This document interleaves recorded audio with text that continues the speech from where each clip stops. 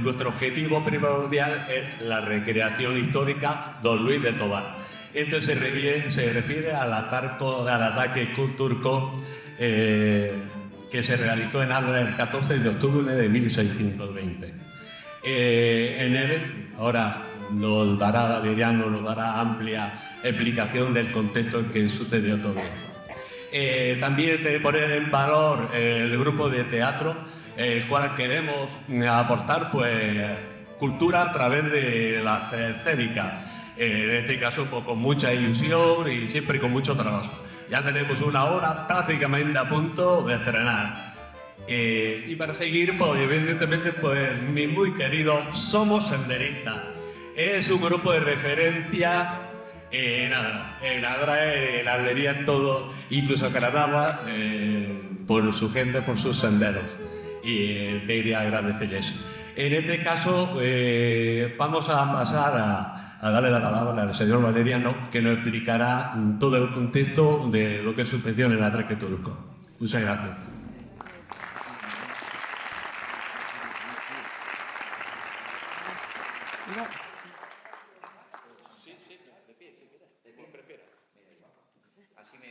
Buenos días. Me llamo Valeriano Sánchez y estoy encantado de estar aquí. Dirán ustedes, una historia, los vestidos. Vestidos, no disfrazados, son lo primero. Ya me explicará preciso.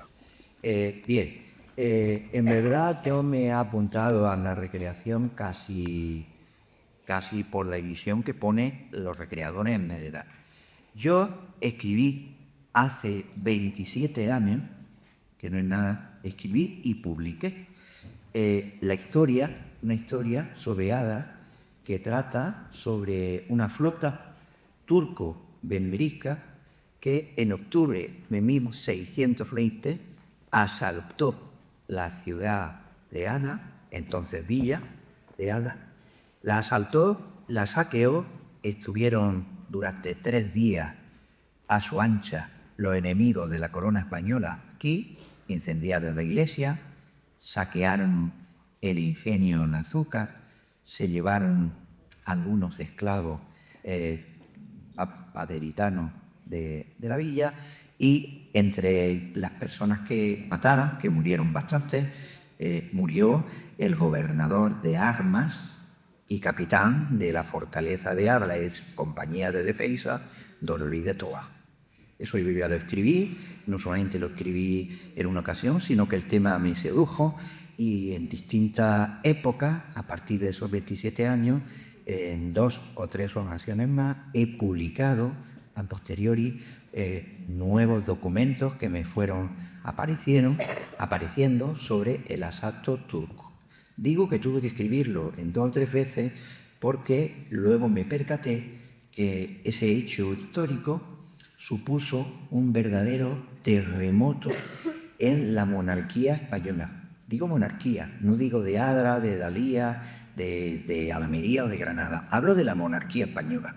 La monarquía española es algo más que ni siquiera la península. Estamos hablando de Italia, estamos hablando de las Islas Canarias, estamos hablando del norte de África, por no citar otros territorios. Digo de la monarquía porque sentó muy mal en Madrid que otro país extranjero, en este caso los turcos, fuesen capaces de llegar a la costa y llegar a asaltar una ciudad del calibre de Adra.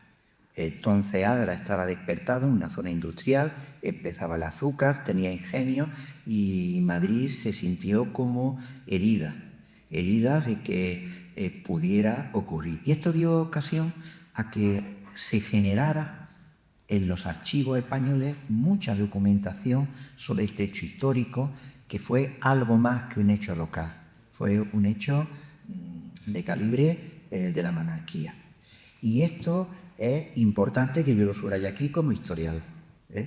¿Por qué? Pues son diversas las cosas que podrían explicar este hecho. En primer lugar, los turcos no estaban solos. Turquía está muy lejos, pero para llegar aquí necesitaron la ayuda de los berberiscos. Los berberiscos, berberías, son una serie de ciudades, de pequeñas repúblicas que se encuentran en el norte de África. Podemos hablar de Argel, podemos hablar de Túnez, de Bujía, de Trípoli, que se escuman, viene una flotilla. Una fuente hablan de 20 barcos, otras hablan de 22, e incluso algunas hasta 30 barcos. Son muchos barcos. Estuvieron merodeando a la altura de 1620, a la altura de la isla Baleares. Fue la primera vez que la Marina de Guerra Española detecta esa flota que va merodeando buscando una ciudad de la costa española a la que poder dar el asalto.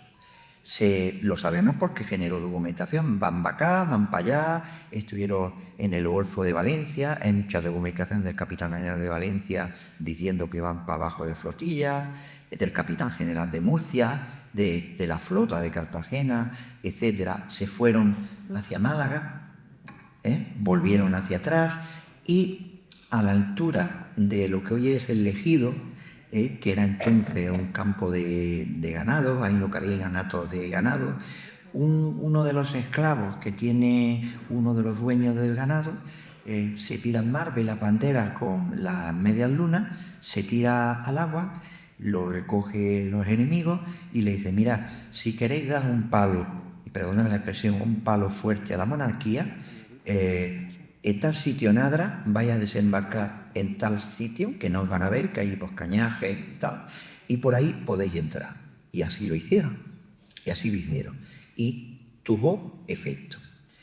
Bien, el hecho de que esté aquí Berja no es casualidad. Primero porque somos vecinos, tenemos gente de Adra que les gusta la recreación, están con nosotros y aprenden con nosotros, y eso es muy bueno porque podrán transmitir pues todo lo que es de espíritu de recreación, ¿verdad? Pero el hecho de que esté Berja aquí es por un doble motivo. En primer lugar, apadrinando algo que es la recreación, y en segundo lugar, porque es de justicia histórica, puesto que así ocurrió, y fue que conforme a la estructura de la defensa que tiene España en esta fecha, se establece que la defensa, primero hay una primera línea de defensa, que son los castillos y las torres, que fue lo que hizo Adra. Su capitana, Ruiz de Tobar, salió con las compañías de infantería azeritanas a defender las murallas, se armó como pudo incluso la población civil, lucharon, pues claro, eran demasiados y atacaban por demasiados sitios, lucharon en las murallas hasta que el Ruiz de Tobar muere en las propias murales, muere defendiendo a la ciudad de Anda, defendiéndola hasta la muerte, sino que incluso en la segunda línea de defensa, una vez que ocurre algo tan grave como eso, la estructura militar establece que el segundo cuartel de defensa es Berja. Berja, que tiene compañía, tenía cuartel de soldados, de caballería y de infantería, está obligada a la defensa de la costa. Y es ahí, eso se llama rebato. El rebato llegó a Berja. Berja inmediatamente tiene que organizar todos sus regimientos de caballería y de infantería. Los dirigía el capitán Pedro Güéndez de Salazar, quien junto con la nobleza de Berja, a caballo, se dispone por la arquería, empiezan las primeras refriegas. Lo que tratan es siempre de parar la hemorragia que el enemigo, y a partir de ahí cerrar. Y de camino, por otro lado, el propio capitán Güéndez ordena lanzar misiva, carta a todos los pueblos de la Alpujarra para que empiecen a mandar leva de milicianos, soldados, para impulsar al enemigo. Por tanto, fue Berja la que organizó, digamos, esa segunda fase de esta batalla de Adra, en la que ya empiezan a llegar las levas, las milicias de Fondón, las milicias de la Ujija, y fíjense ustedes cómo la calibraría, que tuvieron que venir una leva de 2.000 hombres del marquesado del Cenet. Estamos hablando ya de pasar el puerto de Managua. Esto nos da una idea de la importancia militar y estratégica que supuso el asalto de Adra. Después de 3 días, efectivamente, serán expulsados los turcos y los berberiscos de la villa de Adra, y hubo que reconstruir esa villa de Adra. La corona se va a volcar, y les puedo decir a ustedes que tal fue la la mala experiencia que tuvo la monarquía española, que va a tener que reescribir las instrucciones que tienen que tener los castillos y que tienen que tener las levas como para organizar mejor la defensa. Echarle las culpas a unos a otros. ¿Cómo es posible que, conociéndose desde Mallorca que venían los enemigos y que decían cómo es posible, es decir, el cómo es posible dio lugar a ese terremoto del que yo hablaba al inicio, dio lugar a una nueva organización militar para la defensa de la costa. A nivel local, les diré que hay algunos hechos históricos que son interesantes. En primer lugar, el propio sacerdote de la villa, Juan Ginés de Espinosa, vicario de Adra, conmocionado por lo que había ocurrido, le habían quemado la iglesia. Escribí la Gran Nova y es cuando se reconstruye. La iglesia está reconstruida de esas fechas. La iglesia de Adra que ustedes disfrutan hoy día. Se le ordenó hacer bóvedas de piedra para que no les cayera, eran de madera y se podían incendiar. Se le ordenó hacer parapetos como si fuera un castillo. La iglesia es un castillo. Eso es debido al asalto turco. Y Juan Ginés, por respeto y honra a ese Luis de Tobar, ordenó hacer nada menos que al escultor Pedro de Mena, le manda hacer unas tallas de imágenes nuevas, de las cuales solamente se conserva una, y sabrán ahora por qué. Ordena hacer un Cristo, es el Cristo del que disfrutan ustedes, el Cristo que tenéis en Adra, y en ese Cristo ordenó hacer una capilla donde se le dieron honras fúnebres para enterrar al capitán de Tobar que dio su vida en las murallas. Y quería hacer con las murallas, para no extenderme más, que yo no iba a dar la lección de historia. La lección de historia me gustaban las divulgaciones históricas, que quiere leer, está mi escrito, lo puede leer atentamente. Yo estoy seguro que la asociación de Adra lo va a recrear y lo va a divulgar.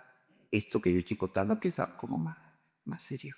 Digo las murallas porque las murallas de Adra, que no se conservan los cubos, que ya las hizo Juana I de Castilla, ya se sabía que era una zona de frontera. No olviden ustedes que Adra es frontera del país. Frontera, el Mar del Alborán es la frontera con otros países.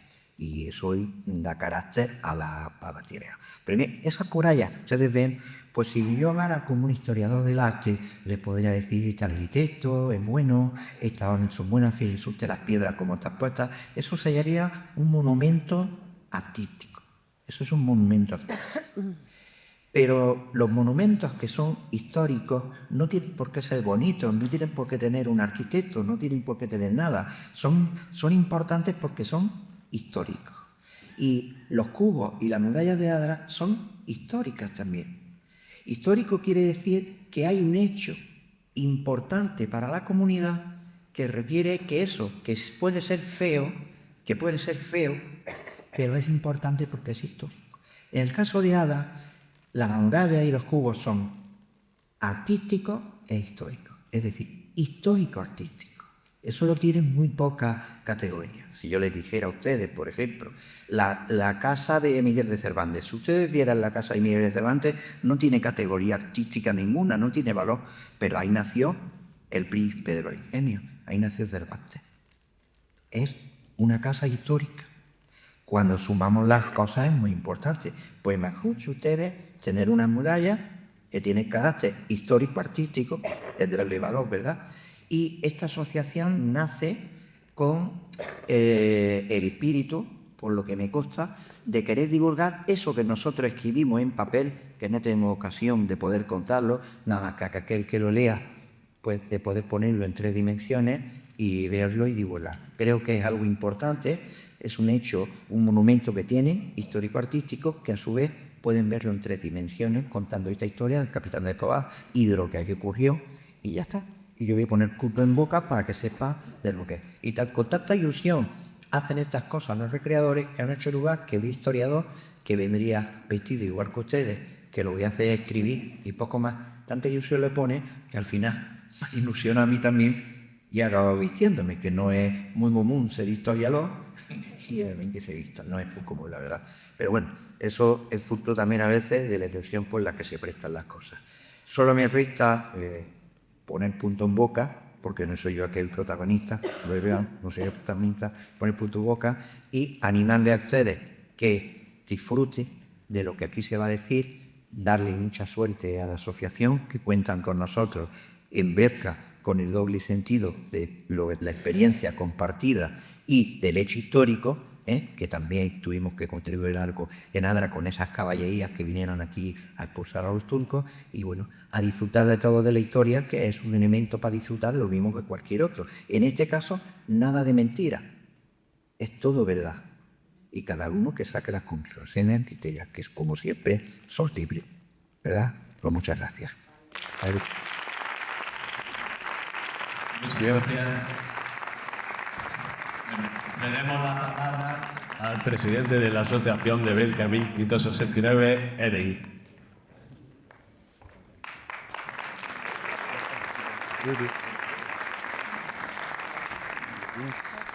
Buenos días a todos. Estoy aquí representando a la Asociación Berca 1569 y por eso quiero pedir a todos mis compañeros que suban a arropar aquí al estrado cuando esté por la noche y con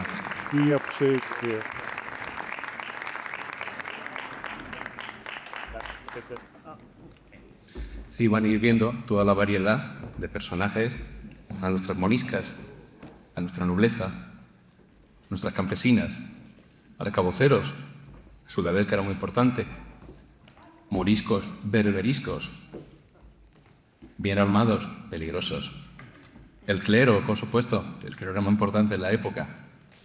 Agustinos, franciscanos. Esos berberiscos, con su ropa típica, pero bien ataviados. Y en este caso, aunque no lo tuvimos en Berja, pero el rey de la época. Estamos hablando de la alta nobleza, nada más y nada menos que Felipe II.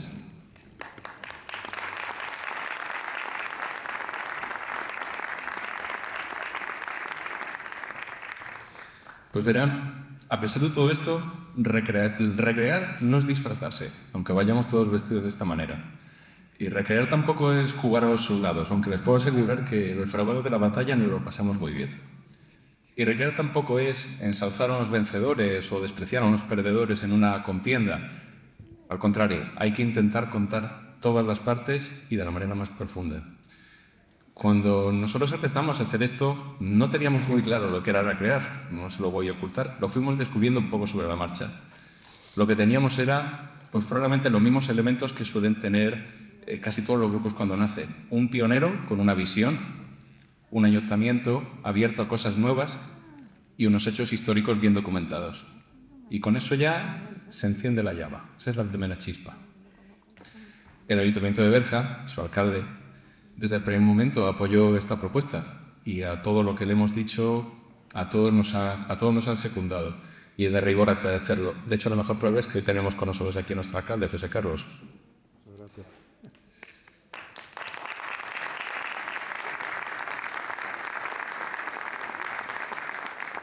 La persona causante o culpable de que estemos hoy aquí todos de esta guisa, nuestro compañero Domingo, que allí ven de arcabucero. Domingo es el que tenía la visión y el lo que hizo fue, por supuesto, contactar con los especialistas en la materia, con el Centro Vigita en los Estudios Históricos y con nuestro historiador de cabecera, Valeriano. A Valeriano ya les han podido escuchar ustedes y nosotros siempre que podemos también, porque todos los días se aprende algo nuevo. El mundo de la historia, eso es un pozo sin fondo y siempre va a poder uno encontrar algo nuevo.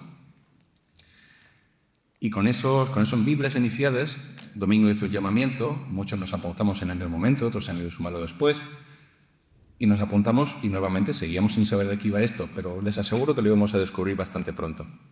Y empezamos con se empieza siempre en estas cosas. Pues uno se busca un traje. Estos trajes no se pueden comprar en el Bershka ni del Corte Inglés, no se pueden imaginar. Estos trajes pues, requieren un proceso. Hay que mirar cuadros de época, hay que buscar libros de patrones, preguntarle a los historiadores y a la gente que hay experta en indumentaria. Y la mayor parte de las veces hay que embarcar a alguna tía, abuela o madre que sepa coser, porque eso no es una habilidad que todos tengamos. Y algunos pues las hemos ido teniendo sobre la marcha, aunque sea en máquina de coser. Y luego, por otra parte, teníamos nuestros hechos históricos. Esos hechos se convirtieron en un teatro porque la idea era poder contárselos al público y entendíamos que esa era la mejor forma, sobre todo a los comienzos. Y así transcurrieron los primeros meses. Estamos hablando de principios de 2022, solo hace 4 años. No vayan a pensarse que llevamos toda la vida en esto. O sea que es muy fácil ponerse a velocidad de cero. Y esos primeros meses pasaron así. Pues entre ensayos de teatro y confeccionando los trajes. Todavía no teníamos del todo claro lo que era recrear, pero nos lo estábamos pasando bien, que al final eso es lo importante en estas cosas.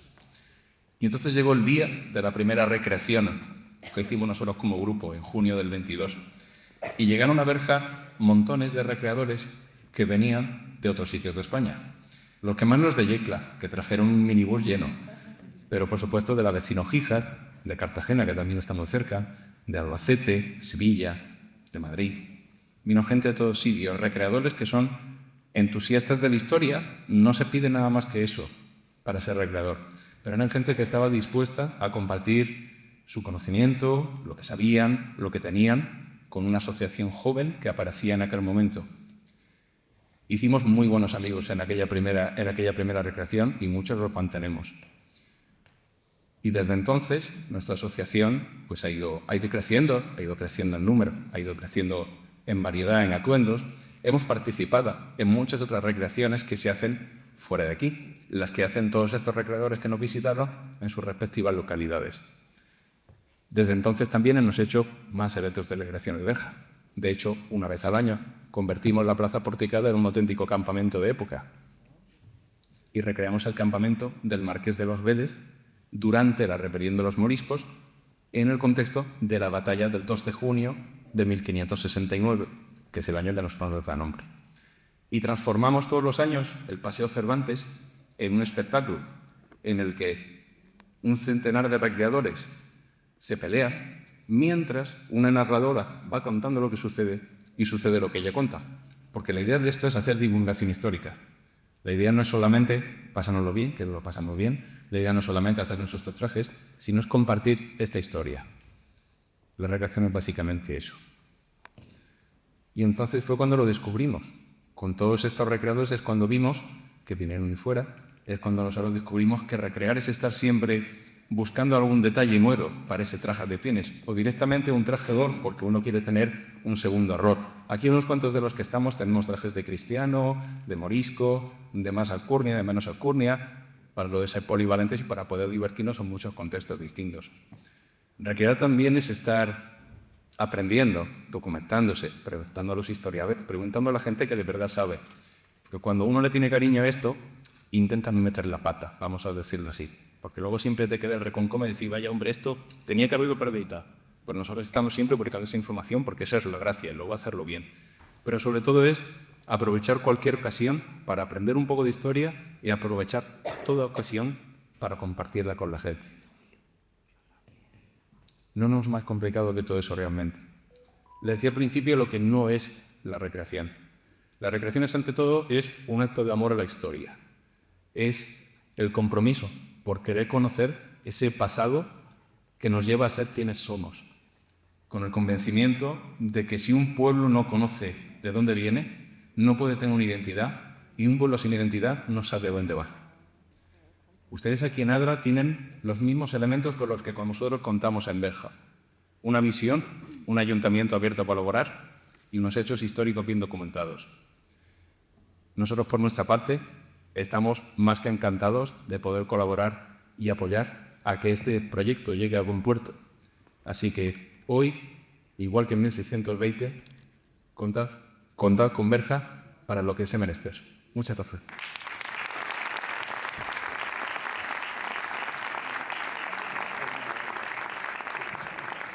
Muchas gracias.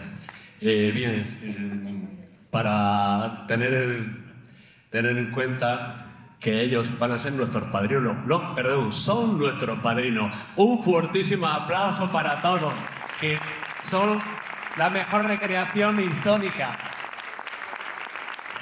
Bueno, quisiera hacer un inciso, pedir a todos, porque hoy debería estar aquí con nosotros José Espinosa, y por motivo de salud pues ha sido imposible. Y contaros de que ha sido y es el alma mater de que en APA haya una recreación histórica, la vamos a hacer. Él nos dio la idea, él nos apoyó a través de, obviamente, de Berja. también nos ha dado ese empuje para poder resurgir de esa idea que teníamos primaria y con llevar a cabo todo este proyecto. Pido un aplauso para José Espinosa.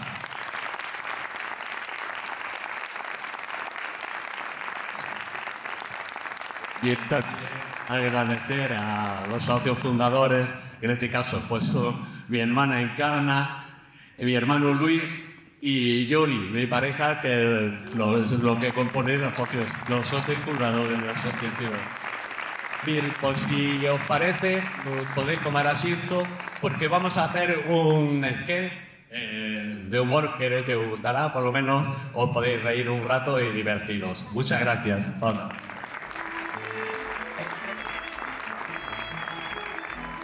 Perdón, estamos, Eric, un segundo. ¿Puede venir? Se me olvidaba del caos. el nervioso. Bueno, queremos dar a través de este papiro pues, un pequeño reconocimiento al apadrinamiento de Berja, que lo recibas.